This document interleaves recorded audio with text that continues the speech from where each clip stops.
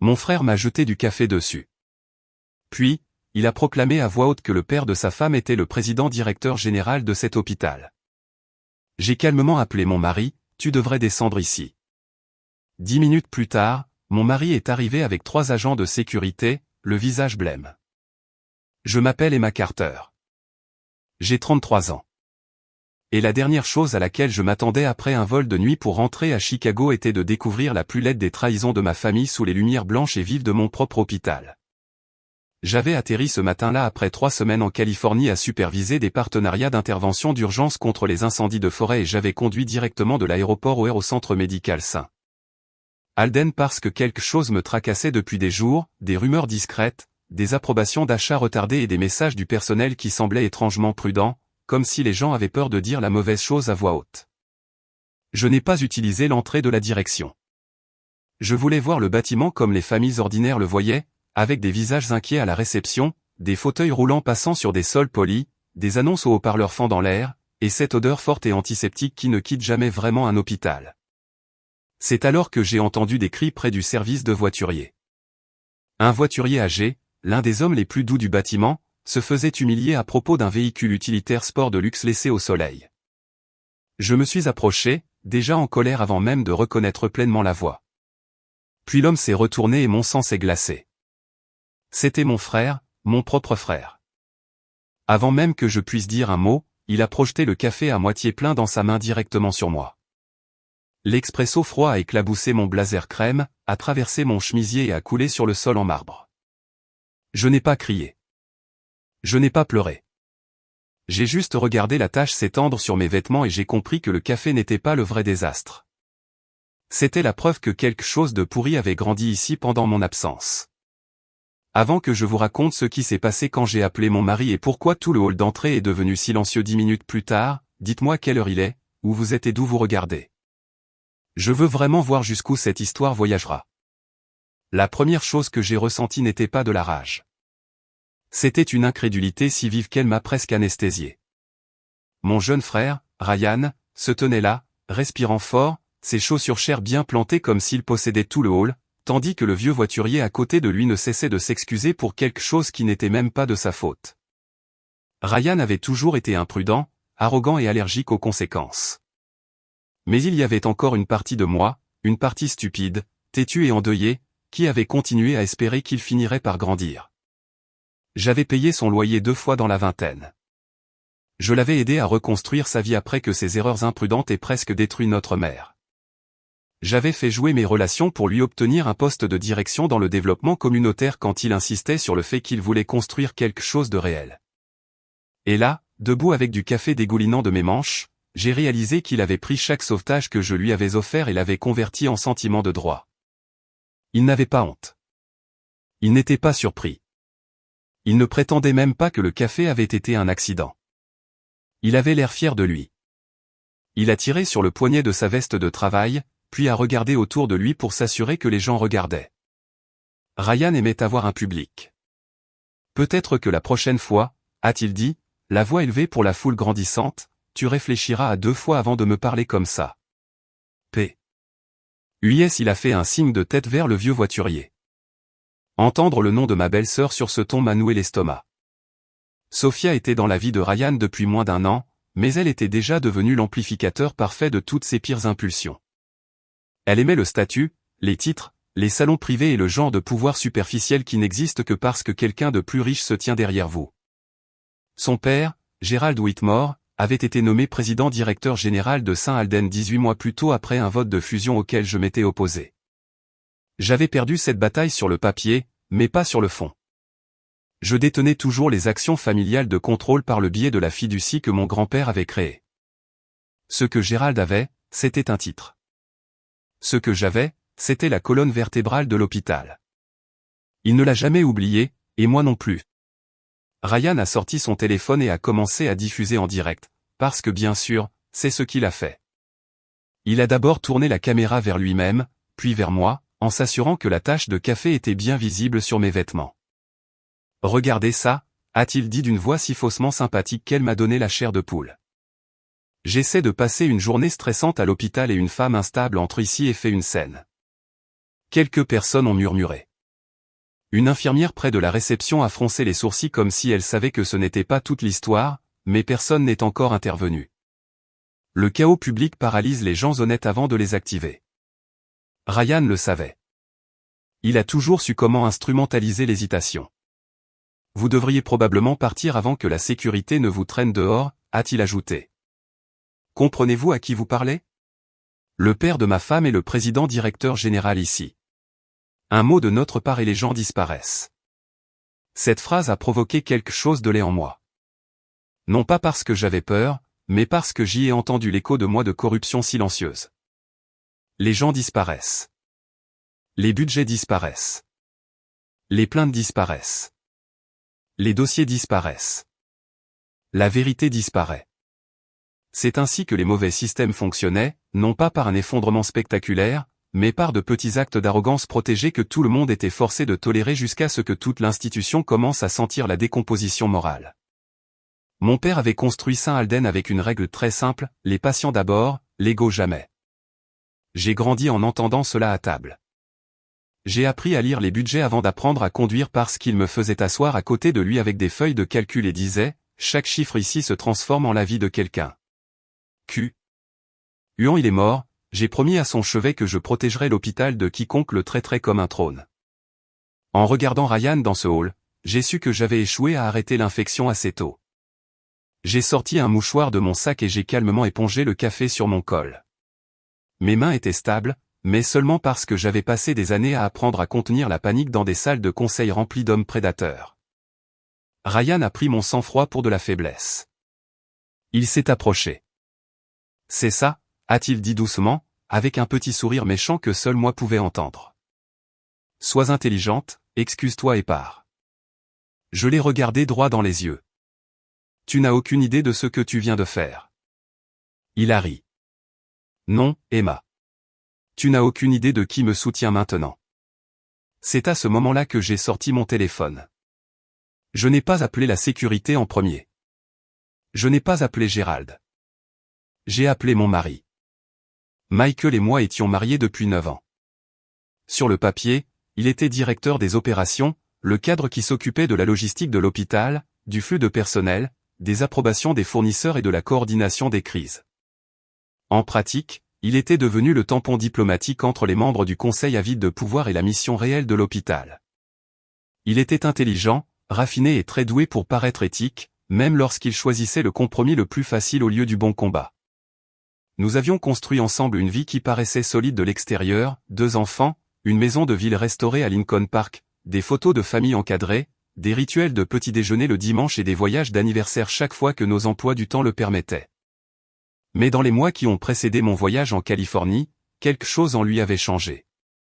Il était devenu évasif concernant les examens des achats, trop patient avec Gérald, trop prompt à dire « nous nous en occuperons en interne », et trop prudent chaque fois que le nom de Ryan apparaissait dans les réunions de conformité.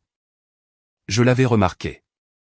Je n'avais tout simplement pas voulu croire ce que cela pouvait signifier. Quand Michael a répondu, sa voix était basse et distraite, probablement encore en réunion. « Emma, tu as atterri. » J'ai gardé un ton neutre. « Tu devrais descendre ici. » Une pause. « Je suis avec l'équipe des finances en ce moment. Est-ce que ça peut attendre 10 minutes ? » J'ai regardé le café sur ma veste, puis le sourire narquois de Ryan, puis la foule qui s'amassait de plus en plus autour de nous. Non, ai-je dit, ça ne peut vraiment pas. Quelque chose dans ma voix a dû l'atteindre car son silence a changé de nature.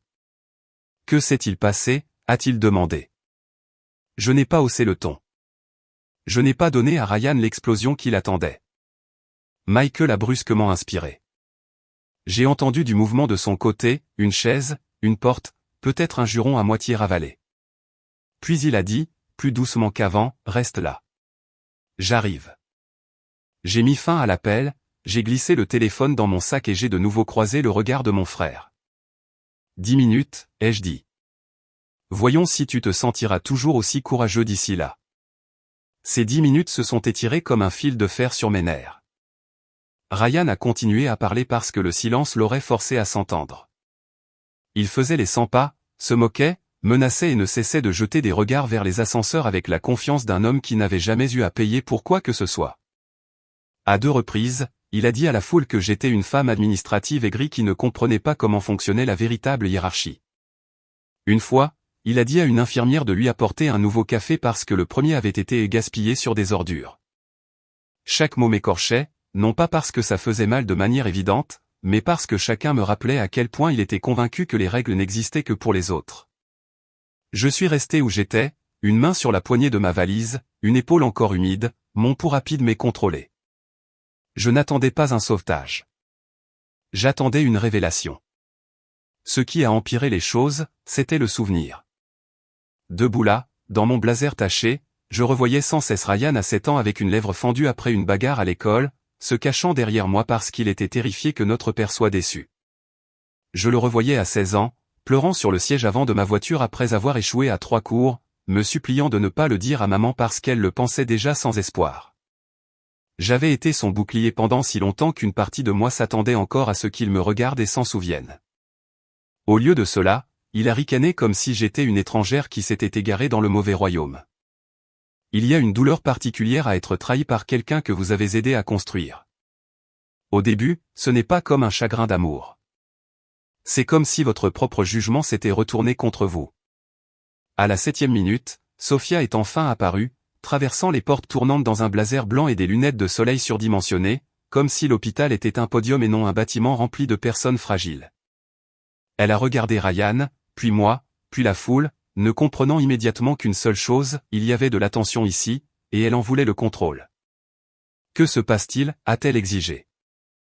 Ryan s'est avancé vers elle, a posé une main de façon théâtrale dans le creux de son dos et a dit assez fort pour que tout le monde entende, une femme instable a essayé de m'humilier devant le personnel.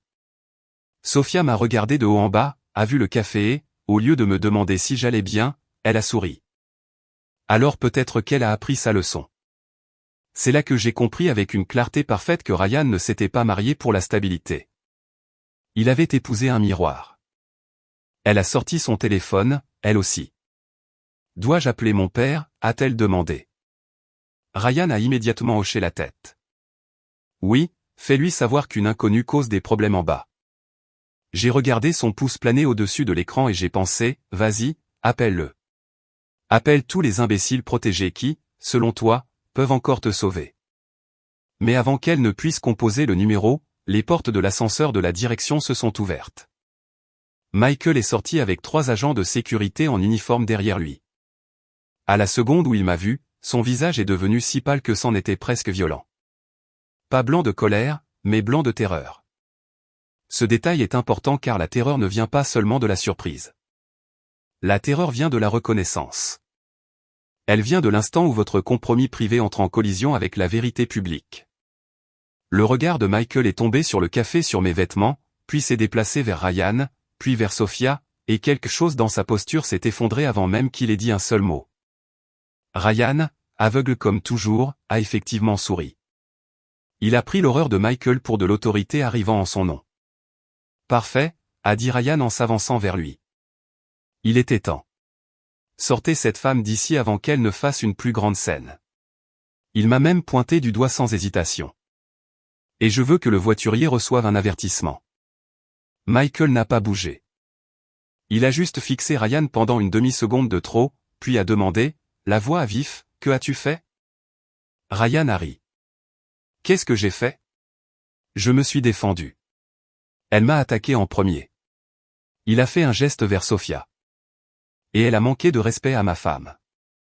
Michael s'est tourné vers moi et je l'ai vu clairement maintenant, le calcul, la peur, la culpabilité, et sous tout cela, la connaissance affreuse qu'il avait espéré que ce genre de moment exact n'arriverait jamais pendant que je regardais. Emma, a-t-il dit prudemment, allons à l'étage pour parler. Cette phrase m'a tout dit. Pas es-tu blessé? Pas que s'est-il passé? Pas Ryan, excuse-toi tout de suite. Il voulait le confinement, l'image, une pièce privée où les faits pourraient être dilués. J'ai fait un pas vers lui. Non, ai-je dit, nous parlons ici. Sophia a froncé les sourcils. Ryan avait l'air offensé au nom de Michael, ce qui aurait été drôle si ce n'était pas si grotesque. Emma, a-t-il répété, comme si le nom était une coïncidence. Puis il a finalement regardé mon visage assez attentivement pour que la reconnaissance perce son ego. J'ai vu cela se produire en temps réel, les yeux écarquillés, la mâchoire tombante, le minuscule recul de son poids. Mon frère savait exactement qui j'étais. Il l'avait su depuis le début. Il n'avait tout simplement pas cru que j'aurais de l'importance une fois qu'il aurait un nouveau pouvoir derrière lui. Cette vérité était en quelque sorte plus laide que s'il m'avait prise pour une étrangère. Michael s'est frotté la bouche avec la main et a regardé les gardes. Personne ne touche personne, a-t-il dit. Reculez. Un des agents a obéi immédiatement. Les deux autres ont échangé un regard qui m'a dit qu'ils sentaient déjà à quel point la situation devenait dangereuse. Pas physiquement, mais politiquement. J'ai baissé la voix. Tu savais, ai-je dit à Michael. Pas une question, une affirmation. Il n'a pas répondu. Il n'en avait pas besoin. Son silence était un aveu en costume. J'ai pensé aux factures que j'avais remises en question avant de partir pour la Californie. Le changement de fournisseur qu'il m'avait exhorté à ne pas contester avant la fin du trimestre. La documentation manquante concernant un contrat d'équipement conclu à la hâte. L'arrogance soudaine de Ryan. Le sentiment de droit sans peur de Sophia. L'emprise croissante de Gérald. Tout s'est emboîté avec une efficacité brutale. Emma, s'il te plaît, a murmuré Michael en se rapprochant. Pas comme ça. J'ai presque ri. Pas comme ça, comme s'il existait une version gracieuse de la découverte que votre frère était devenu un voyou protégé et que votre mari avait aidé à maintenir cette protection. Depuis combien de temps? Ai-je demandé. Il a jeté un coup d'œil à la foule, puis est revenu vers moi. C'est compliqué. Non, ai-je dit. C'est en fait très simple. Soit tu as aidé à cacher ce qu'ils faisaient, soit tu étais trop faible pour les arrêter. Lequel des deux? Ses yeux se sont fermés pendant une seconde. Une seconde. Mais c'était suffisant. Ryan a essayé de se réaffirmer. Quelqu'un peut-il expliquer pourquoi nous prétendons que c'est un tribunal, a-t-il lancé. Mike, dis-lui de se calmer. Le père de Sophia va perdre la tête s'il entend parler de ça. Michael s'est alors tourné vers lui. Vraiment tourné. Et pour la première fois de la matinée, Ryan a semblé incertain. Tais-toi, a dit Michael. Pas fort. Bien pire que fort. Ryan a cligné des yeux. Quoi? J'ai dit, tais-toi. La voix de Michael tremblait, mais pas de faiblesse. De l'effondrement de n'importe quel mensonge sur lequel il s'était appuyé. Tu n'as aucune idée de ce que tu as fait. J'ai regardé vers la réception et j'ai vu mon avocat général sortir du couloir latéral avec le chef des ressources humaines et le directeur de la conformité de l'hôpital. Bien. J'avais envoyé un texto à tous les trois en attendant. Si ma famille voulait une scène publique, j'en avais fini de les en protéger. Au moment où Arthur Vance a atteint le centre du hall avec Denise des ressources humaines et Carla de la conformité, l'air autour de nous avait changé. Les gens n'étaient plus seulement curieux. Ils étaient attentifs de la manière dont les gens le deviennent lorsqu'ils sentent que la représentation est terminée et que les conséquences sont sur le point de commencer. Arthur portait un mince portefeuille noir et le genre d'expression qui faisait que les hommes faibles commençaient à répéter des excuses avant même qu'ils ne parlent. Il représentait la fiducie de ma famille depuis 12 ans. Et il en savait assez pour lire un désastre de la même manière que les chirurgiens traumatologues lisent les signes vitaux.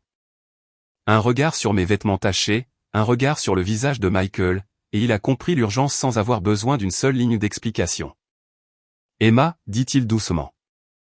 Tu as demandé le dossier des achats. J'ai hoché la tête. Il m'a tendu le portefeuille. Complet à 8h40 ce matin. Denise tenait une tablette. Carla en tenait une autre. Ryan a regardé de l'un à l'autre et a ricané, essayant toujours de retrouver son assurance. Qu'est-ce que c'est? Une embuscade. Sophia a croisé les bras. Mon père va tous vous détruire pour ça. Sa voix s'est légèrement brisée sur le mot « détruire ». La peur entrait enfin dans la pièce. J'ai ouvert le portefeuille lentement, non pas pour le drame, mais parce que mes mains étaient devenues très immobiles. Et quand mes mains deviennent si immobiles, quelqu'un est sur le point de perdre quelque chose d'important. Puisque tout le monde ici semble si confiant dans la structure de direction actuelle, ai-je dit en me tournant juste assez pour que le personnel environnant puisse m'entendre, discutons de ce que cette direction a réellement fait. Michael a murmuré mon nom une fois en guise d'avertissement. Je l'ai ignoré. Carla a connecté sa tablette au grand écran du hall utilisé pour les annonces de navigation des patients. L'écran a clignoté, puis s'est rempli d'un résumé des achats, nom de fournisseur, montant des transferts, chaîne d'approbation, date de contrat. Trop de chiffres pour que la foule comprenne tout, mais plus qu'assez pour que les bonnes personnes reconnaissent l'odeur du vol. J'ai pointé la première section. Il y a 3 semaines, alors que j'étais en Californie pour négocier des partenariats d'équipement d'urgence, un fournisseur secondaire appelé Maro Ridge Supply a reçu une autorisation de paiement accélérée de $180 000, étiquetée comme stock de moniteurs cardiaques d'urgence au point. J'ai regardé Denise. Le stock est-il jamais arrivé? La voix de Denise était nette. Non. La réception a confirmé un inventaire nul. J'ai regardé Carla. Qui a approuvé la dérogation? Elle n'a pas hésité. Ryan Carter a initié la demande par les canaux d'urgence communautaires. Michael Lawson a approuvé la libération secondaire. La dérogation finale de la direction est venue de Gerald Whitmore. Ce fut la première vague audible à travers la foule. Les infirmières se chuchotaient entre elles. 2 internes près de l'ascenseur regardaient maintenant ouvertement. Ryan a ri trop vite. Ça ne prouve rien. C'était un transfert temporaire. J'ai tourné la page. Alors continuons. La deuxième section montrait des mouvements de fonds liés à une société de conseil écran basée à Naperville. La société n'avait pas de personnel, pas d'historique de service, et une seule adresse postale enregistrée qui correspondait à un bureau de gestion de condos de luxe. Je n'avais pas encore besoin de dire le nom de Sophia. L'implication faisait déjà son travail. À partir de ce compte écran, ai-je dit, des paiements ont été effectués pour des meubles de créateurs, de location de véhicules et un acompte sur un condo du West Lob qui, selon les registres du comté, est occupé par Ryan et Sophia. La bouche de Sophia s'est littéralement ouverte. Puis elle s'est tournée vers Michael. Tu avais dit que c'était couvert. Silence. Cette phrase a atterri plus durement que n'importe quel cri n'aurait pu le faire. J'ai regardé Michael alors. Vraiment regardé. Couvert, ai-je répété doucement. C'est le mot que tu as utilisé. Il a passé une main dans ses cheveux et a murmuré, Emma, écoute-moi. Gérald faisait tout passer. Il a dit que si je le bloquais carrément, il monterait le conseil contre toi pendant ton absence. Il a dit que nous avions besoin de temps. Alors tu lui as donné mon hôpital à la place, ai-je dit. Ma voix est restée calme, mais j'ai senti les mots se déchirer en sortant. Tu lui as donné mon frère, mon personnel, le nom de mon père, et tu as appelé ça et gagner du temps en point. Ryan s'est avancé, paniqué maintenant. Tu rends ça plus gros que ça ne l'est. Plus gros que ça ne l'est. Je me suis retourné contre lui. Tu m'as jeté du café dessus dans le hall d'un hôpital pour lequel notre famille a saigné pour le construire. Tu as terrorisé le personnel en utilisant une autorité empruntée. Tu as utilisé des canaux d'urgence destinés aux patients pour transférer de l'argent dans ta propre vie. Et maintenant, tu es toujours là à prétendre que c'est un malentendu familial. Il a ouvert la bouche, mais Arthur a parlé le premier. Ça a cessé d'être une affaire de famille au moment où les fonds de l'hôpital sont devenus une propriété privée, a-t-il dit. Carla a de nouveau changé l'affichage. Cette fois, il montrait les registres d'accès de sécurité. Le badge de Ryan était entré dans le bureau des achats de la direction cette fois distincte après minuit au cours du dernier mois. Les identifiants de visiteurs de Sophia avaient été utilisés 3 fois, malgré aucune raison opérationnelle pour sa présence. L'autorisation maîtresse de Michael avait validé chaque dérogation. Personne n'a piraté le système, a dit Carla simplement. C'était interne. Ce mot, interne, a frappé comme un coup de marteau. Les épaules de Michael se sont affaissées. Je n'ai jamais pris $1, a-t-il dit, presque pour lui-même. Je l'ai regardé avec une sorte de chagrin que je n'avais plus la place d'adoucir. Non, ai-je dit. Tu as juste regardé le vol se produire parce que le confronter aurait pu te coûter ton influence. Tu n'as pas volé l'argent. Tu as vendu ta colonne vertébrale. Ça l'a blessé. Je le voulais. Puis Ryan a fait la chose la plus révélatrice qu'il aurait pu faire. Il s'est tourné vers Michael au lieu de moi et a crié, « Tu m'as promis que ça ne serait jamais rendu public. » Tout le hall s'est figé. Sophia le fixait comme s'il venait de lui retirer le sol sous les pieds, parce que c'est ce qu'il avait fait. Michael a fermé les yeux. Arthur a expiré une fois. Denise avait l'air physiquement malade. Et à cette seconde exacte, Ryan a enfin compris qu'il n'y avait aucune version de cette histoire où son assurance pourrait encore le sauver. J'ai pris le microphone de la réception parce que j'en avais fini de parler comme si c'était un conflit domestique qui nécessitait de l'intimité. Mon nom est Emma Carter, ai-je dit dans le système de haut-parleurs du hall, ma voix se propageant jusqu'aux portes vitrées et revenant. Je suis l'administratrice de contrôle de la fiducie médicale de la famille Carter et présidente par intérim du centre médical Saint-Alden.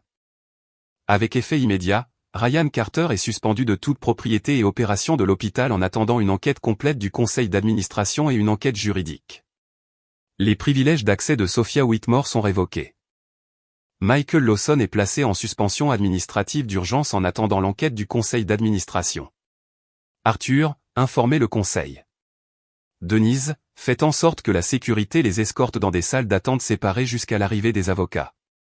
Carla, préservez chaque fichier, chaque journal de transfert, chaque enregistrement de badge et chaque message supprimé lié à ces contrats. Personne ne touche à un serveur. Ryan me regardait comme s'il ne m'avait jamais vu auparavant. Peut-être que ce n'était pas le cas. Peut-être qu'aucun d'eux ne m'avait jamais vu. Ce qui s'est passé ensuite a été rapide, public et impossible à annuler. Au moment où j'ai donné l'ordre, la sécurité s'est avancée, et pour la première fois de toute la journée, Ryan a semblé véritablement ébranlé. Il a continué à élever la voix, insistant sur le fait que je réagissais de manière excessive, que ce n'était qu'un malentendu, que je détruisais ma propre famille devant des étrangers. Mais personne autour de nous ne le croyait plus. Le vieux voiturier qui l'avait humilié se tenait plus droit.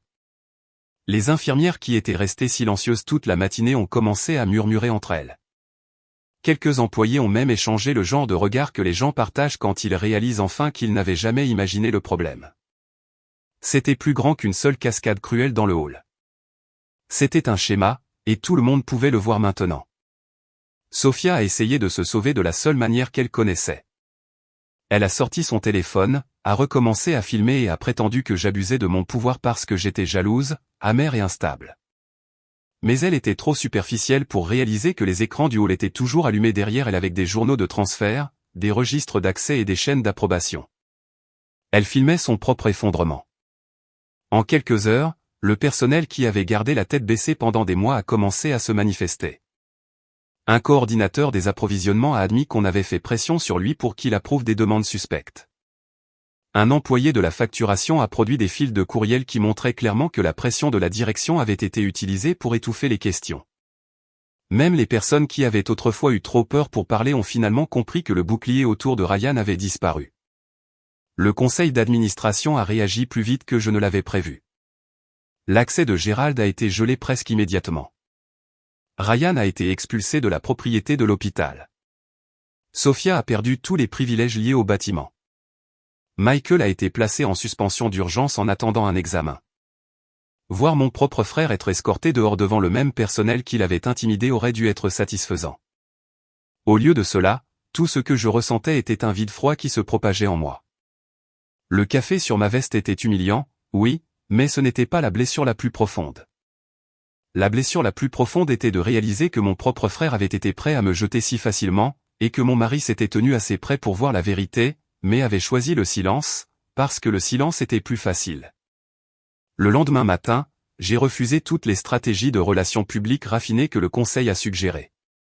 Je ne voulais pas d'une déclaration soigneusement formulée cachée derrière un langage juridique, et je ne voulais pas d'une conférence de presse contrôlée dans une salle de direction tranquille où tout semblerait distant et aseptisé. J'ai choisi le hall principal à la place, le même hall où Ryan m'avait jeté du café, insulté le personnel et essayé d'utiliser un pouvoir emprunté comme une arme. Si la corruption s'était produite en public, alors la vérité se tiendrait en public aussi. Alors, je suis passé en direct du centre de Saint-Alden et j'ai raconté l'histoire exactement comme elle s'était passée. J'ai expliqué l'agression, l'intimidation, les approbations d'achats suspects, les journaux d'accès cachés et la pression de la direction qui avait permis à une culture d'arrogance de se développer à l'intérieur de l'hôpital. Je n'ai pas pleuré et je n'ai pas joué l'indignation pour obtenir de la sympathie. J'ai simplement parlé clairement parce que la vérité n'a pas besoin de théâtralité lorsque les faits sont déjà assez tranchants. Ensuite, les témoignages du personnel ont commencé à tout renforcer. Un par un, les employés ont confirmé des retards d'équipement, des accès non autorisés et des schémas de manipulation qui avaient été tolérés pendant bien trop longtemps. À la fin de la journée, Gérald a été complètement évincé. Ryan et Sophia ont été nommés dans une action civile, et les régulateurs de l'État avaient été informés.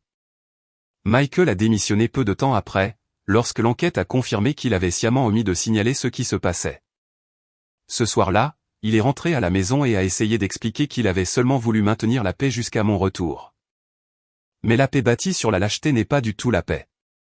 C'est juste la trahison portant un visage plus doux.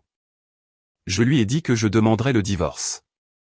Je lui ai dit que je ne l'empêcherai jamais d'être un père pour nos enfants parce qu'il mérite la stabilité de nous deux. Mais je ne pouvais pas rester marié à un homme qui regardait la corruption grandir et espérait qu'elle se résoudrait d'elle-même. Au cours des mois suivants, le processus judiciaire a terminé ce que ce jour-là avait commencé. Ryan a perdu son poste, sa crédibilité et toute illusion de pouvoir intouchable. Sophia a perdu le condo, l'argent et le style de vie qu'elle avait vénéré.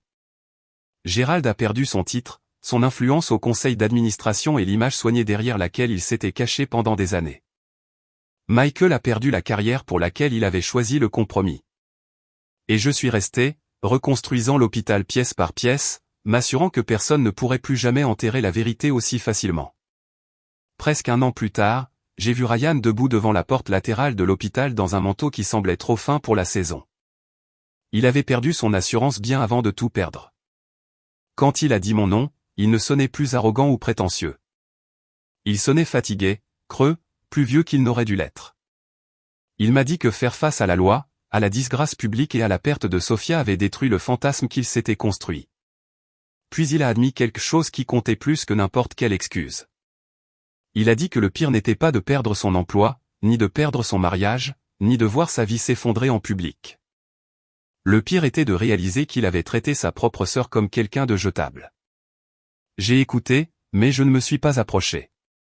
Il y a des blessures qui n'ont plus besoin de cris parce que le temps les a déjà réduites à leur vérité. Puis il a demandé si je pensais que je pourrais un jour lui pardonner. Je lui ai dit la chose la plus honnête que je savais.